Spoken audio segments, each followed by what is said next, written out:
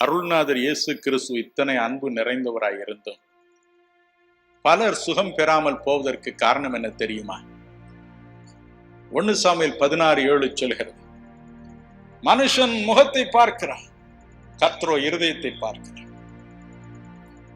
நம்முடைய இருதயத்தில் இயேசு மட்டும் என்னை தொடுவாரானால், எனக்கு சுகம் தருவாரானால், உலகம் முழுவதிலும் சென்று நான் சாட்சி கொடுப்பேன் என்று சொல்கிற மனிதனை கட்டாயமாய் தொடுவார்.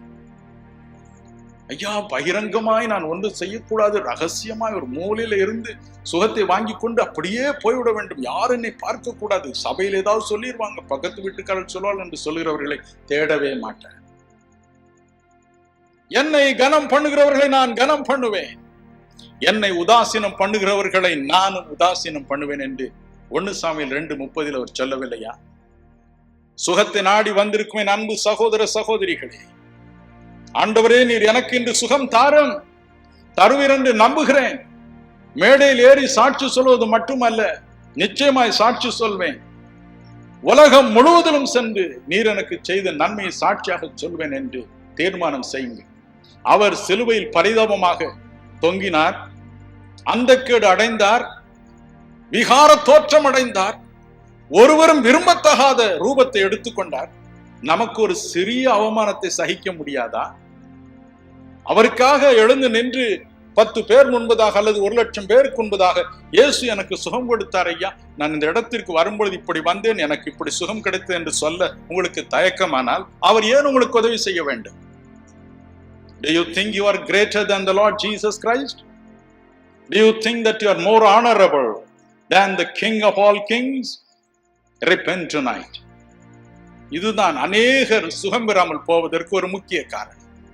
அருள்நாதர் இயேசு சொன்னார், மார்க் 5:19-20 சுகம் பெற்ற ஒரு மனிதனை பார்த்து சொன்னார், நீ என்னோடு இருக்க வேண்டாம் அப்பா, திரும்பி போ. தேவன் மனது இறங்கி உனக்கு செய்த உபகாரத்தை உன் இனத்தார் அனைவருக்கும் சொல்லும், ஜனத்துக்கு சொல் என்று சொன்னார். போகட்டும், உங்களுக்கு இன்று இரவு சுகம் தர ஆவலோடு காத்திருக்கிறார். இன்று இரவு நாங்கள் இங்கு ஜெபிக்க வந்திருப்பது 1-2 பேர் சுகம் பெறல்ல, நீங்கள் அத்தனை பேரும் சுகம் பெற வேண்டும்.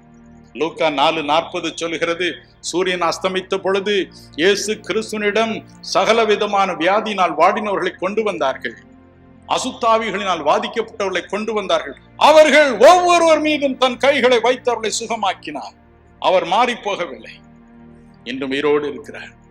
இயேசு மாறாதவர். சந்தோஷமாய் பாடுவோமா? பழைய ஒரு பல்லவி. இயேசு கிறிஸ்து மாறாதவரே, மாறாதவரே, மாறாதவரே, ஆமென். இயேசு கிறிஸ்து மாறாதவரே, நித்தியமா. அல்லேலூயா, அல்லேலூயா, அல்லேலூயா, அல்லேலூயா, அல்லேலூயா,